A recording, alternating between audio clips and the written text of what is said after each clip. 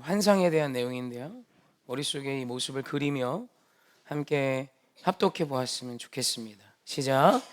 2일 후에 내가 보니 하늘에 열린 문이 있는데 내가 들은 바 처음에 내게 말하던 나팔 소리 같은 그 음성이 이르되 이리로 올라오라.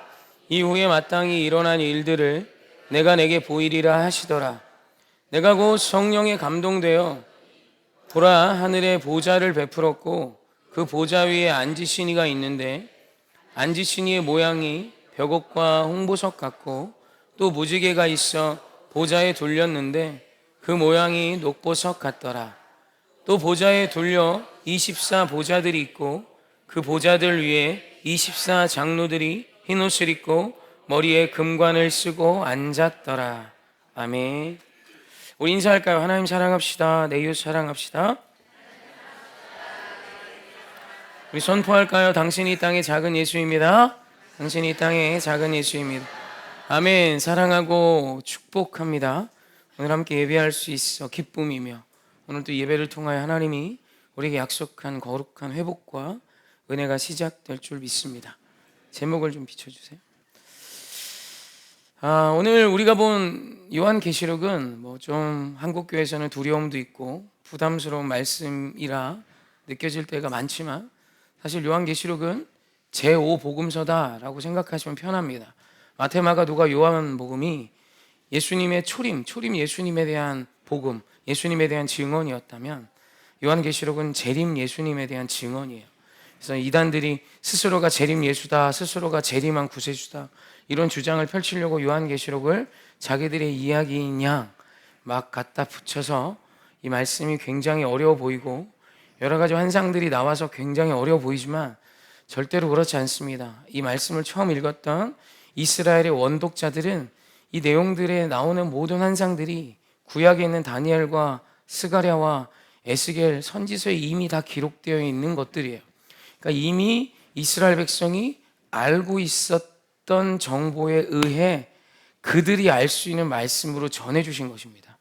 왜냐하면 2000년 뒤에 누가 읽을지보다 더 처음 읽을 원독자들이 이 말씀을 제대로 이해해야 그 말씀이 이후에도 빈틈없고 변함없이 전해질 수 있고 전승될 수 있기 때문이겠죠. 그래서 요한계시록은 어려운 말씀이 아니라 다시 오실 예수님에 대한 기록이 담겨있는 제5복음서다라고 생각하시면 됩니다. 아멘. 여기까지 이제 따라오셨죠? 자, 오늘 좀 보고 싶은 건 다른 많은 방대한 양을 다룰 수는 없고요. 오늘 요한계시록이 기록됐던 때의 배경을 잠깐 이야기해 드렸으면 좋겠습니다. AD 81년 로마의 황제가 바뀝니다. 도미티안 황제가 등극해요. 그런데 그 AD 81년 로마가 물론 늘 로마 제국하면 엄청났던 나라지만 도미티안 황제가 등극할 때는 굉장히 어려웠었습니다. 도미티안 황제가 굉장히 영특하고 지혜로웠던 똑똑했던 왕이라고 해요. 그래서 황제가 등극을 했으니 그때 경제적으로 좀 침체기가 있고 여러 가지 외교적인 부분에 문제들이 있어서 로마가 약간 기우는 것이 아닌가라는 어떤 의견들이 있던 그때에 어려운 때에 도미티안 황제가 등극을 해요. 어려운 때 황제가 되니 또 여러 가지 갈등들이 내적으로 있었겠죠. 그래도 초기 집권할 때 도미티안 황제의 권력은 그렇게 대단할 수 없습니다.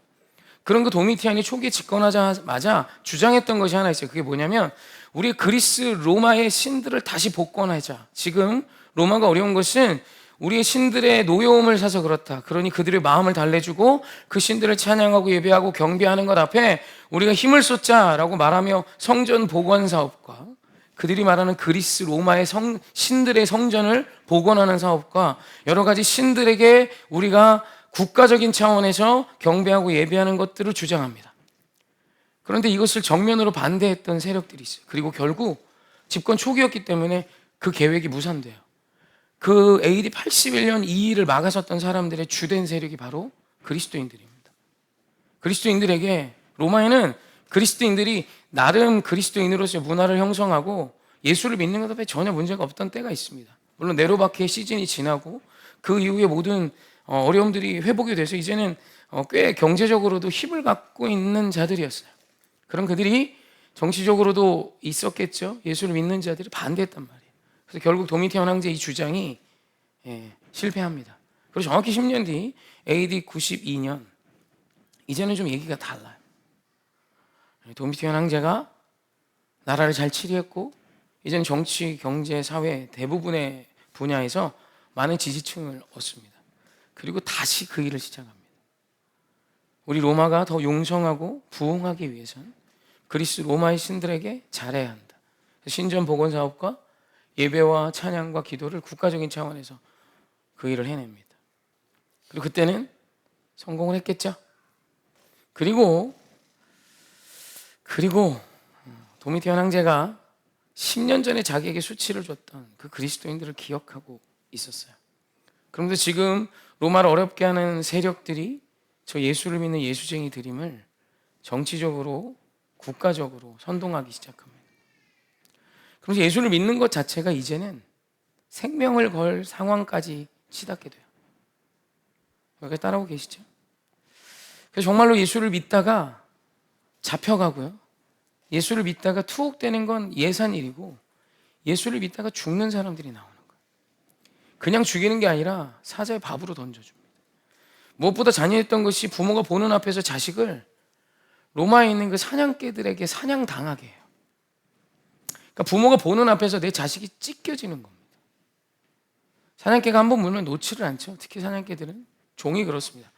일단 딱 물고 피맛을 보기 시작하면 절대 놓지 않는데요. 팔이 끊어질 때까지. 그런데 그 큰 덩치의 사냥개들이 어린 아이를 낚아채서 물어뜯으니 나만 할 리가 있겠습니까? 부모 앞에서 그렇게 박해를 시작하는 거예요.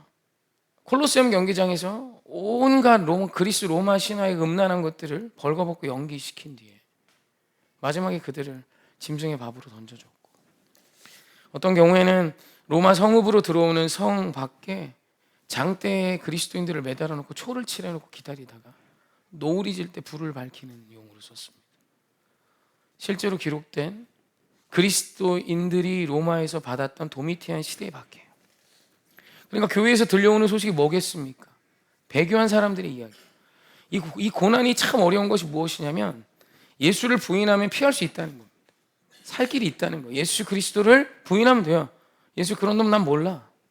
정신 나간 놈 어디 감히 도미티안 황제의 영광 앞에. 그리고 무엇보다 그리스도인들이 이 도미티안 황제의 어떤 정치적인 행보 앞에 끝까지 반대했던 이유가 뭐냐면 어느 날 갑자기 이 도미티안이 이렇게 얘기합니다. 실은 내가 사람이 아니라 신이다라는 것을 공표해버려요. 여러분, 이 또라이 아닙니까? 근데 로마에는 이런 문화가 있습니다. 로마의 황제가 죽고 나면 다 그리스 로마의 신들이 됨을 믿고 있었어요. 근데 지금 살아있는 도미티안이 정치도 잘하고 꽤 괜찮은데 스스로가 신이래요. 백성들이 좋아합니다. 우리는 신들이 치리하는, 신이 치리하는 나라의 백성이야. 뭐 이런 개념인 거죠. 그리고 자기 스스로를 이렇게 이야기합니다. 도미누스 데우스라고 이야기하는, 이 뜻이 뭐냐면 우리 주, 우리의 신 도미티안이요라는 고백이에요. 여러분, 그리스도인에게 이 고백은 뭐예요? 예수 그리스도를 뒤로 하고 우리의 주, 우리의 메시아, 우리의 신, 우리 하나님은 도미티안이십니다를 고백하게 한 거예요. 그리스도인들이 고백할 수 없죠. 그래서 결국 그리스도인들은 신앙을 지키기 위해 죽어가는 상황이 이어지는 거예요. 무엇보다 가슴 아픈 건 예수는 믿지만 살기 위해 배교하는 자들이 너무 많았어요. 그러니까 교회 안에 들려오는 소식이 뭐예요? 예수 믿다가 배교한 사람들 이야기. 예수를 정말 끝까지 믿다가 죽임당한 집사님, 권사님, 장로님의 이야기, 목사님의 이야기들이에요. 그러니까 교회 모일 때마다 얼마나 가슴이 아팠겠어요. 이들이 그 박해가 얼마나 심했는지 카타콤, 땅 밑에 땅을 파고 굴착기도 아니라 그냥 삽으로 파서 들어간 그 지층이 지하 20층까지 발견됐어요. 여러분, 지하 20층이 비가 오면 안 무너질까요? 흙인데? 그런데도 그 밑에 파고 들어가서 예배의 자리를 지키며 익투스 주는 그리스도시요 살아계신 하나님의 아들입니다. 그 맨 앞 글자만 따서 합친이 생선이란 뜻이 나와요. 그래가지고 요 표시가 익투스라고 그래서 요 표시가 있는 곳에 그리스도인들이 모여 있는 거예요. 여러분, 카타콤 구조가 너무 복잡해서 로마 병정들이 그 예수를 믿는 자들을 잡으러 들어가도 찾지를 못하는 겁니다. 그래가지고 사람 하나를 잡아서 고문시켜서 어떻게 가야 이들을 잡을 수 있는지를 밝혀냈어요. 손가락을 끊어내고 여러 가지 온갖 고문을 다 해서 이들을 잡아내기 시작합니다. 그럼 교회 안에 불신이 쌓이기 시작해요. 어떤 집사가 불었대. 도망가야 돼. 도망가야 돼. 오늘 이 박해 속에 견뎠던 그리스도인의 이야기를 하기 이전에 여러분 진짜 힘든 게 뭐냐면 이런 상황 가운데 신앙을 지키면 힘든 문제가 뭐냐면 하나님의 침묵이에요. 여러분 예수 그리스도를 믿기 위해 생명을 건 자들이 예수 그리스도 이름으로 무슨 기도를 했겠습니까? 하나예요. 예수님 신앙의 자유를 주세요. 예수님 오늘 우리를 좀 구해주세요. 내 자녀를 좀 구해주세요. 내 가정을 구해주세요. 대단한 게 물질 뭐 어떤 권세 이딴 거 구하실 여유가 어디 있어요. 예수 믿고 살고 싶다 이거예요. 나의 구세주 되신 그분을 믿고 사는데 주님이 지켜주세요. 주님 내가 불 가운데 물 가운데 가도 지켜주시라 그랬잖아요. 주님 지켜주세요. 지켜주세요. 그 기도만 했어요. 그런데 하나님이 침묵하십니다. 안 지켜주세요. 죽어갑니다. 계속 죽어갑니다. 계속 죽어가요. 그런 그 상황에 하나님께서 주신 말씀이 요한계시록이에요. 반모섬으로 유배 갔던 사도 요한에게, 세례 요한 아닙니다.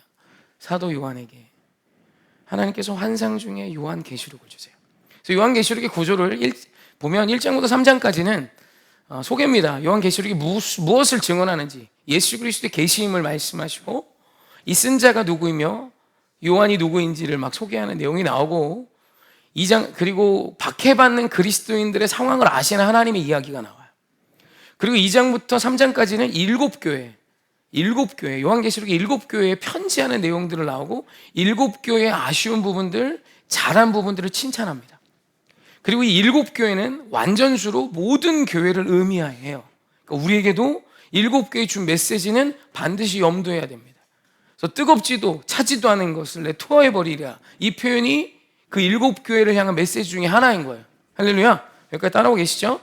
그리고 3장이 끝나고 이제 본격적인 하나님의 환상이 4장부터 시작이 됩니다.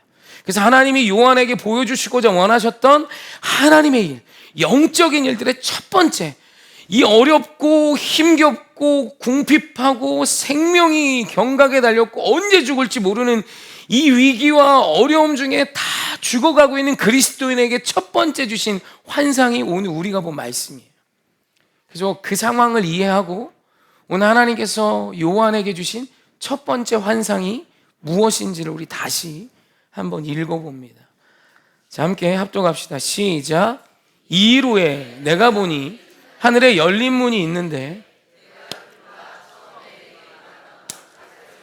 그 음성이 이르되 이리로 올라오라. 이후에 마땅히 일어난 일들을 내가 내게 보이리라 하시더라.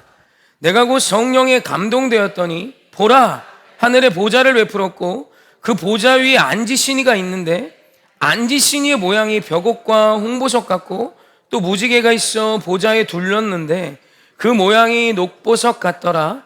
또 보좌에 둘려 24 보좌들이 있고 그 보좌들 위에 24 장로들이 흰 옷을 입고 머리에 금관을 쓰고 앉았더라. 아멘. 오늘 말씀을 보면 첫 번째로 하나님께서 고난 중에 있는, 박해 중에 있는, 위기 중에 있는, 정말 아픔의 정점에 서 있는 그리스도인들, 초대교회 성도들에게 주셨던 첫 번째 환상의 내용이 무엇입니까? 방금 읽었잖아요. 우리 2절만 봅시다. 2절 함께 합독합시다. 시작. 내가 곧 성령에 감동되었더니 보라, 하늘에 보좌를 베풀었고 그 보좌 위에 앉으신 이가 있는데, 아멘. 지금 요한이 본 첫 번째가 뭐냐면 하늘에 보좌가 있더래요. 그러니까 하늘을 보좌 삼아서 그 위에 앉아 계신 분이 있대요. 누굴까요? 전능하신, 살아계신, 세상을 통치하신, 역사를 주관하시는 위대하신 하나님을 보여주시는 거예요.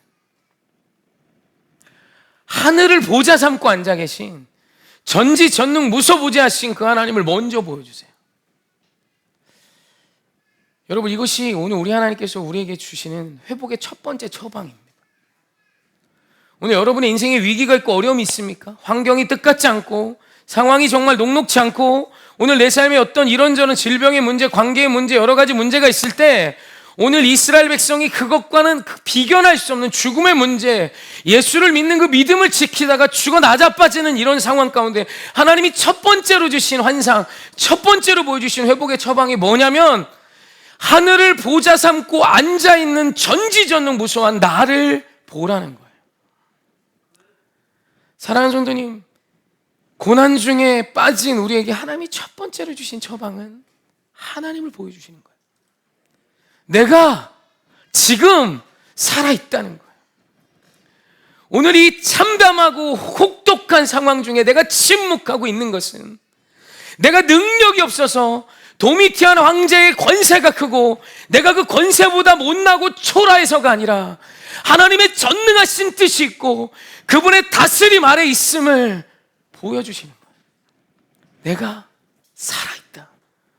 온 우주의 주관자 된 내가 살아있으니 너희들은 위축되지 말고 전능하신 너희들이 믿고 있는 세상과 온 우주의 주관자 되신 그분을 믿고 일어서라 이거예요.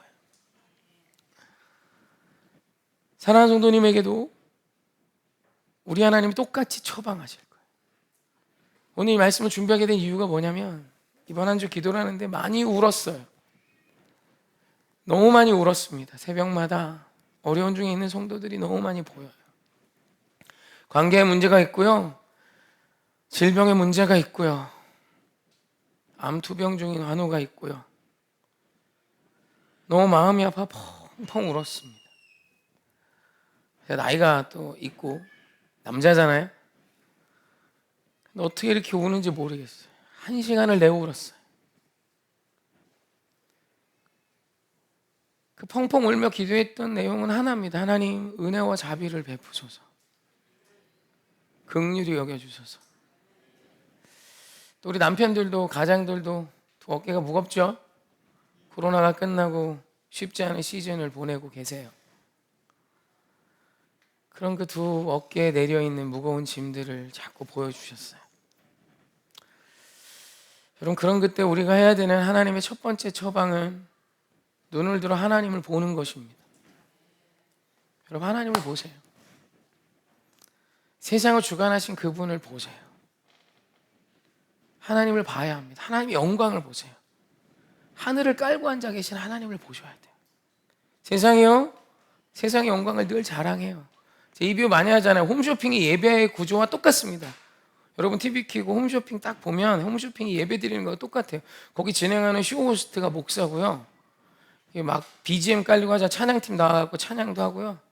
그리고 이제 막 계속 그 물건의 영광이 나와요. 뚝배기의 영광, 뭐 칼의 영광, 옷의 영광. 좀 핏이 사시죠? 핏이 사시죠? 저거 입으면 나도 저 핏을 가질 수 있을 것 같고, 그죠? 그리고 진짜 결정적이게 옆에 간증자들이 나와서 계속 간증합니다. 이거 썼더니 너무 좋아요. 비포 애프터 보이시죠? 이러면서 간증 들으면 막 마음이 설레기 시작해요. 그 제품의 영광이에요. 예배 구조와 똑같습니다. 여러분, 예배가 그거예요. 오늘 저는 세상의 영광이 아니라 하나님의 영광을 여러분에게 말해주는 거예요.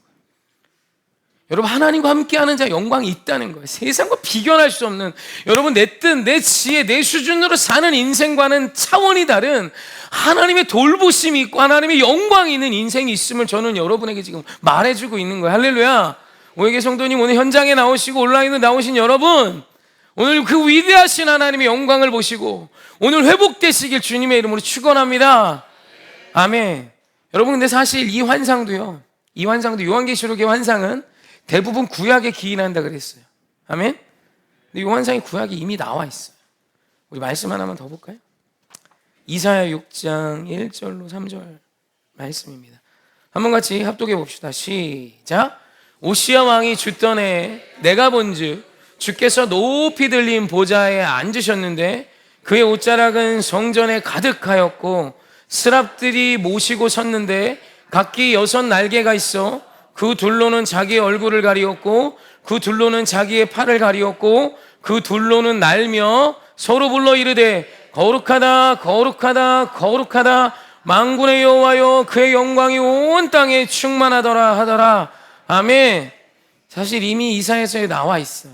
그리고 요 거룩하다 거룩하다 이 스랍들의 그 6 날개 가진 스랍들의 그 찬양 소리도 요한계시록에 기록되어 있어요. 그러니까 구약에 이미 기록되어 있는 하나님의 영광을 그대로 떼어다가 지금 고난 중에 있는 신약에 있는 그 도미티안 바켓 속에 있는 그들에게 다시 보여주시는 거예요. 온 하늘을 의자로 삼아 보좌로 삼아 깔고 앉아 계시며 스랍들이 6 날개로 얼굴을 가렸어요. 위대하신 분이라. 다리를 갈았어요. 전능하신 분이라. 그리고 남은 날개 하나로 날갯짓을 하며 찬양합니다. 거룩하다 거룩하다 거룩하다. 여러분 혹시 그 진짜 유명한 성악가의 성악을 들어보셨습니까? 혹시 파바로티의 성악을 들어보셨어요? 비도 베로 바레루치 세피나보 들어봤어요? 제가 약간 성악을 합니다. 디아마이 마이 나나사. 잘, 왜 웃겨요? 너무 잘해서 어이가 없어요? 세비나모 마이나. 이 가사는 틀립니다. 음은 맞아 대략. 비도베로 바레루치 하잖아요, 그죠? 잠자던 아이가 하나 깼어요. 중간중간 성악을 해야 되겠네요, 그죠? 한량없는 은혜. 테너거든 내가, 테너. 여러분 사람도요 진짜 유명한 성악가가 찬양하잖아요. 기가 막힙니다. 기가 막혀요. 여러분 스라비 하나님을 찬양해요. 날개 푸덕거리면서. 이게 뭐 참새 날개겠어? 천사 날개, 그죠? 참새 날개처럼 이러진 않을 거 아니에요, 그죠? 하면서 찬양해요. 거룩하다, 거룩하다, 거룩하다. 그건 우리가 흉내낼 수 없는 하나님의 영광입니다. 여러분 그 영광으로 지금 하나님이 찬양 받고 계세요. 지금도. 여러분 그 영광을 오시아 왕이 죽던 해 구약에서 하나님이 보여주세요. 오시아 왕이 누구냐면 이스라엘이 이제 하나님 은혜 속에 사울 왕이 첫 왕이 등극되며 시작됩니다. 이스라엘 국가가. 그래서 얼마나 대단한 나라가 되는지 다윗 왕 때 승승장구하고요, 솔로몬 왕 때 정점을 찍습니다. 그리고 조공을 받는 나라가 돼요. 주변의 나라들에게 조공을 받던 나라예요. 이해되시죠? 영향력이 컸단 말이에요. 그런데 그때부터 아람과 블레셋들이 자꾸 쳐들어오고 솔로몬이 죽고 나서 쇠락과 세락을 거둬서 오시아 왕이 등극하기 전에는 아수르라는 민족이 시작되는데 얘네들이 얼마나 잔인한지 사람을 껍데기를 벗겨서 고문하는 거예요. 걸리기만 하면 무서워 죽겠는 거예요. 그 아수르가 지금 언제 이스라엘을 죽여버릴까 막 이런 고민을 하고 이스라엘의 땅들을 전부 막 빼앗아가는 그런 와중에 오시아가 등극합니다. 여기도 하나님의 보호하심의 스토리가 있지만 어찌됐건 이 오시아가 등극을 하고 세상의 아수르와 전쟁에서 이겨요. 아수르를 이겨. 심지어 대승도 합니다. 아람의 그 전쟁과 그 침략으로부터 이 나라를 지키고 정치, 경제, 사회, 문화, 외교, 안보 모든 면에 있어서 이스라엘이 이전의 영광, 하나님의 그 약속한 영광이 보여지기 시작해요. 사람들이 너무 신나했어요. 드디어 이스라엘이 하나님의 약속의 말씀을 성취할 수 있는 거룩한 땅이 되는구나. 막 신나는데 오시아 왕이 전염병 걸려 죽어요. 갑자기. 온 국민이 좌절합니다. 도미티안 황제는 반대의 개념이에요.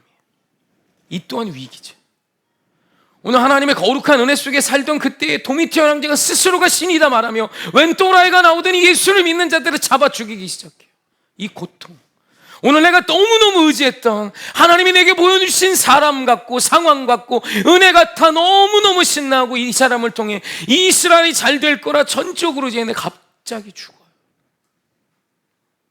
그때 이스라엘이 침체기를 겪기 시작합니다. 그런 그때 하나님이 이사야 선지자를 부르셔서 오시아가 죽던 그 해에 하나님의 영광을 보여주는 거예요. 아니야, 오시아의 손에 있던 게 아니야. 전지전능한 나의 손 안에 있는 것이 이스라엘이지 라는 걸 보여주는 거예요. 그래서 여러분, 오늘 우리가 두 눈에 보이는 것만 보고 사는 자가 아니라 눈을 들어 위대하신 하나님을 보며 사는 자는 여러분 상황과 환경을 뛰어넘을 수 있는 새 힘이 시작된 자예요. 할렐루야. 그분의 능력의 손은 능력이 없어서 오늘 우리를 어려움과 고난에 내버려 두시는 것이 아니라 이것이 선이 되어 놀라운 열매가 될 것임을 믿으시기에 해산할 여인처럼 그 산딸이 차도록 기다리고 계시는 거예요. 여러분 도미티안 황제의 박해 속에 신앙을 지키던 그 그리스도인들이 지금의 고난의 이유를 알까요? 이걸 왜 견뎌야 되나? 타협하지 뭐. 나 건져주지도 않고 우리가 이렇게 금식하며 울며 기도하는데 내버려 두시는 그깟 하나님 버리지라고 고백하며 버릴 수도 있는데 왜? 자식이 죽어가는 마당에도 신앙을 지켰을까? 그들은 몰랐어요. 그런데 여러분 그 시대의 그 초대교회가 믿음을 지키지 않았다면 저와 여러분 지금 예수를 믿을까요? 그들은 몰랐어요. 내가 오늘 이 고난과 박해 속에 신앙을 지키는 것이 저 지구 반대편 대한민국의 2023년 오늘 7월 둘째 주 이곳에 허다한 무리가 모여 함께 예배하는 기적의 통로가 될 거라는 건 상상할 수도 없었던 거예요. 그런데 하나님은 그들이 지켜온 그 믿음을 통하여 온 세계를 구원하시고 하나님의 일들을 이루셨다는 것입니다. 여러분, 고난이요, 그냥 아프기만 하다면 이건 저주지만 이 고난의 끝에 해산하여 한 생명이 잉태된다면 이것은 축복인 거예요. 그래서 고난을 만났을 때 하나님께서 말씀하십니다. 기뻐하라. 왜냐하면 그 고난의 끝에 선이 있기 때문입니다. 사랑하는 우리 귀한 성도님, 새 힘이 시작됐으면 좋겠어요. 오늘 이 설교를 듣는다고 여러분의 위기의 상황이 갑자기 안 바뀔 거예요. 아마 99%는 똑같은 오늘을 만날 것입니다. 그러나 여러분, 여러분의 마음은 틀려요. 여러분, 인간은 의미로 사는 존재입니다. 많은 세상이로 의미가 뭐가 중요하다? 아니요, 웃기는 소리 하지 말라. 의미가 무너지면 사람은 더 이상 사람이 아닙니다. 여러분, 만약에 저희 집에 있는 자동차를 인문학이 아닌, 의미가 아닌 그냥 기계공학의 기준으로 풀어본다면 2만여 개의 부품으로 된 쇳덩어리입니다. 거기에 뭐가 있습니까? 아무것도 없어요. 그런데 오늘 거기에 의미를 부여하면 저희 집에 있는 자동차는 저희 아이들에게 천둥이고요, 친구고요, 우리 가족의 추억이고요, 함께한 시간들입니다. 여러분, 인간을 그냥 과학적으로 풀면 글쎄 뭐야, 유기체? 고기 덩어리? 고기도 얼마 안 나와. 요즘에 또 지방이 많이 껴서, 그죠? 버릴 게 많아. 뭐예요 도대체? 인간에게 의미가 없으면 인간은 뭡니까?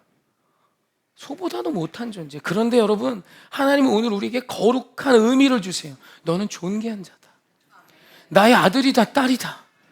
너가 그냥 아메바가 진화해서 우연히 존재하는 것이 아니라 내가 창세전부터 너를 알았고 너를 계획했고 너를 통하여 품은 거룩하고 선한 뜻이 있어. 여러분, 이게 진리고요, 여러분, 이 진리를 믿는 자의 인생은 이 진리를 모르는 자의 인생과 완전히 다른 삶을 살게 되는 것입니다.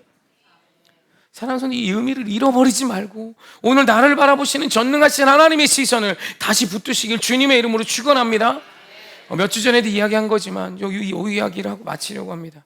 얼마 전에, 몇 주 전에 저희 아이들을 데리고 서울랜드를 갔습니다. 또 들으셔요. 그 서울랜드 가서 들었던 마음이 뭐냐면, 야, 여긴 진짜 우리 아이들에게 천국 같은 곳이라는 생각이 들었습니다. 다 있어요. 중간중간 맛있는 음식도 팔고요, 예쁜 언니 오빠들이, 누나 형이구나, 우리 애들은 아들이니까 누나 형들이 계속 이렇게 얘기합니다. 환영합니다. 꿈과 희망의 나라에 오신 것을 환영합니다. 그럼 아이들이 즐거워할 것들 투성이에요. 세상에 그냥 이렇게 제주 넘고 뛰어다니는 것도 신났는데 롤러코스터를 우리 막내가 처음 탔어요. 처음에 안 탄다고 하더니 한 번 타더니 계속 타. 아빠 신세계야, 너무 재밌어, 너무 재밌어. 얘는 또 덩치가 작으니까 이걸 내려도 덜렁덜렁 하는 거예요. 더 스릴이 넘치나 봐. 우리 둘째는 바이킹에 꽂혀갖고 연속 7번을 탔어. 나중에 아빠 울렁거리는데 그 배멀미 하는 거야. 이제 그만 타. 애들이 막 너무 신이 났어요. 저기 무슨 구름 무슨 놀이터가 있는데 애들이 얼마나 뛰어다니는지 진짜 정신이 한 개도 없어요. 행복한 나라. 그래서 딱 보면, 야, 환경이 좋아야 돼. 확실히 상황이 좋아야지. 이런 생각이 듭니다. 그래서 우리의 기쁨은 상황과 환경에 있지. 우리 아이들이 신나니까. 근데 그럴까요? 길을 걷다 어떤 아이를 만났는데 이 아이가 목 놓아 웁니다. 그 꿈과 희망의 나라에서 세상을 다 잃어버린 아이처럼 울고 있는 거예요. 울면서 뭐라 그러게요? 엄마 하면서 우는 거예요. 여러분, 우리가 착각을 많이 합니다. 환경과 상황이 오늘 여러분의 기쁨이라고요? 아니에요. 나와 함께 하시는 보호자 되신 그분을 잃어버리는 것이 오늘 우리에겐 가장 큰 아픔인 거예요. 기쁨과 즐거움은 하나님의 손을 기억하고 있는 자에게, 하나님의 능력을 보는 자에게 주어지는 것입니다. 서울랜드에서 즐겁게 노는 아이들은 엄마 아빠가 나를 바라보고 있음을 믿고 있는 아이들 뿐이에요. 그 시선을 잃어버리는 순간 그 좋은 환경 아무것도 아니에요. 반대도 마찬가지입니다. 저희 큰애가 혼자 갯골 생태공원 못 뛰어갔다 오거든요. 저하고 같이 가면 한 번도 안 쉬고 요즘엔 뜁니다. 오면서 난리가 나요. 금요일에 얘기 따라 했죠. 우리 아들이 하지 말라는데 금요일에 도착할 때쯤 되면 제가 그럽니다. 얼마 안 남았어. 달려야 돼. 그럼 우리 아들이 으아 하면서 막 거의 죽어가요. 그래도 제 옆에서 계속 좀 더 나와, 좀 나와, 다 왔어, 다 왔어. 이러면 막 뛰어. 도착하면 거기 와서 다 뛰었다고. 요즘에 스마트워치가 있는데 맥박이 얼마인지 딱 봅니다. 아빠 160이야. 뿌듯해. 그래, 너의 그 지방이 탔겠구나. 그래서 뿌듯하게 손을 잡고 올라갑니다. 혼자는 때려 죽여도 못 가지만 고난과 어려움이 있고 헐떡거림이 있어도 아버지와 함께 하니까 갈 수 있는 거예요.